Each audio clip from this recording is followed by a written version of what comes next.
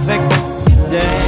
Hey guys, Darsh here. Today's video is going to be fresh, new, straight off the cuff, I guess, kinda, sorta. Basically, it is my Samsung Galaxy S9 review. I've been putting it off for literally months. I've had this phone since May, and I feel like Samsung must be very mad at me because I didn't put out the review for it. Basically, I have a reason. I've loved using this phone, and I've been using it as my daily driver with my iPhone 10 forever. And let me tell you exactly why I love it, and also some things that I don't love about it, but mostly why I love it. It's a pretty fantastic phone, and you'll get that from this video.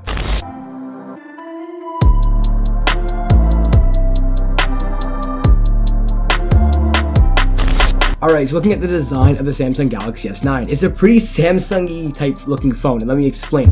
So we have a glass back and a glass front. On the front, we have a beautiful OLED screen that bleeds over the edges, so it gives you all the curved features that you get from all the other Samsung phones. You also have this Samsung glass back that bleeds over the edges, and if you can't already tell, I have a bunch of fingerprints on here, so I would highly recommend picking up a deep brand skin to help from scratches and fingerprints. Also, it's really easy to shatter, so if you drop it, at least the deep brand skin will offer a little bit more protection on that part. So check out the link down below.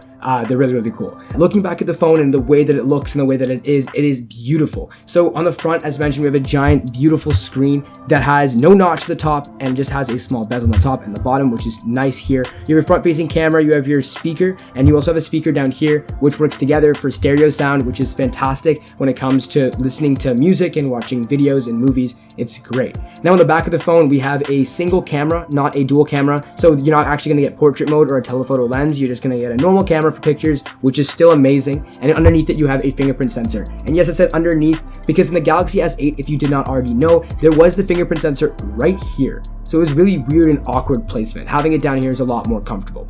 Now at the front, we, as mentioned, we have the small on-screen button that you can just click to turn on the screen, and on the bottom we have a USB Type-C port, another speaker that I mentioned earlier, and a headphone jack, which is a very rare sight to see. Now on the side we have a Bixby button, and I turned off Bixby because I don't find it to be very useful. I prefer Google Assistant, but Bixby has gotten better, so I do decide to give it a little bit of slack there. Then we also have a volume rocker on this side, and then on the other we have a sleep wake button. So overall, the design of the phone is beautiful. It's a fantastic design, and I really like it, and it's definitely one of the better looking phones available on the market right now.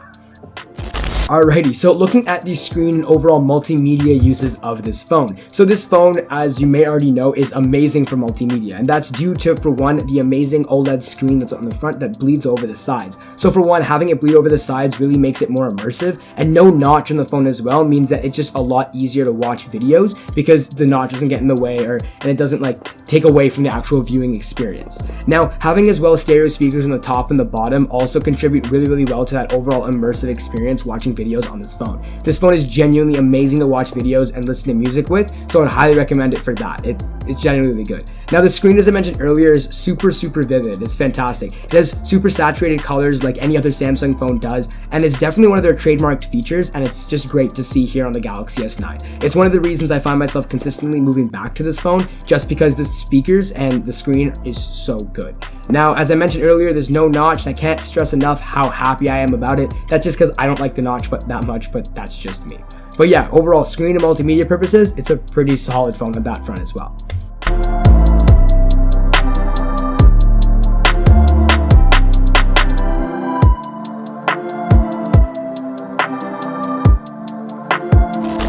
Alright, so looking at performance, I'm just going to list out the specs because the Samsung Galaxy S9 comes with the top specs right now available on the market, so the phone will run you really well. If you're playing games, you're watching movies, you're taking pictures, this phone will last you, and within battery life itself, it has some pretty solid battery life. I'm getting close to around 4 to 5 hours of screen on time, but I haven't been too intensive with this phone itself, so I can't speak to how it would be when it comes to gaming. But it has a Snapdragon 845 processor, an Adreno 630 GPU, and comes with 64, 128, or 256 gigabytes of onboard storage, with 4 gigabytes of RAM on this model, but there's 6 gigabytes available on the the bigger plus size model. Then we have a 5.8-inch display on this guy as well. As mentioned, it's fantastic with 1440 by 2960 a display with a 571 pixels per inch as well.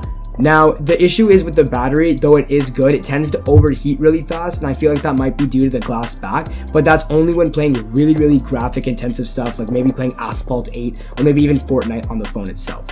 Alright, so looking at that camera. So one of the big features this year that they did end up releasing is the fact that there is now an actual manual changing f-stop. Now if you don't know what an f-stop is, it's basically the amount of light that's let into the camera, that small little circle that opens and closes to let in that light. So now the Samsung Galaxy S9 actually has that like manual, like it's actually opening and closing on the phone itself. So it really does contribute to some better pictures in that sense, and it's really cool because it'll adjust based on the lighting outside and what it actually needs. So for one of the standout features with the camera this year is a 960 frames per second 720p slow-mo feature. It literally records such slow-mo video, and it's so cool even though I never use it because it is 720p. I would have loved to see it in 1080p, and it's definitely a little bit more of a gimmick, but it's a really cool feature to have. Now the general camera is a 12 megapixel camera with an f1.5 aperture that switches to the 2.4 if it becomes too sunny, there's too much light in the room. Now there's also smile detection, like on most Samsung phones, you smile and take a picture. You have 4K video recording, and within my results, you get very deep blacks and vivid colors like you do on the phone screen itself. So it's fantastic to see here. And with the manual aperture, it gets sharper image quality when it goes to a higher aperture like f2.4. So it really does help make the pictures even more crisp, like the ones that I've been showing on screen. Now, in terms of just to end it all off with everything in terms of features, it's amazing to see everything that the Samsung Galaxy S9 has done. So for one feature, looking at Bixby, it's actually gotten a lot better. The Bixby button is still kind of annoying to have because you end up pressing it thinking it's the sleep wake button, but Bixby is getting better and is improving, and Samsung is really working at fixing it, but I would still go with Google Assistant. Now the fingerprint sensor is amazing to see here because it is below the freaking camera, and it was well needed. And there's also a retina scanner on this device as well, like there is in the Galaxy Note 8. Now, you also want to look at the force touch ability, being able to force touch the home button and get in, like doing this. It's very nice. And also having an edge display, which you kind of forget is there over time, and the features aren't the greatest, but it's definitely a nice addition to have. And lastly, the stereo speakers are always welcome. Alright everybody, that is the end of this video. I really do hope that you guys did enjoy it. I'm still adjusting to like being away from home and working with this kind of studio, so please let me know what you guys think of the video and down below in the feedback or comment section below. With it all being said, like it, subscribe, share it, and comment. And that's it. Thank you guys so much for watching. Once again, I'll see you guys all in my next video. Later.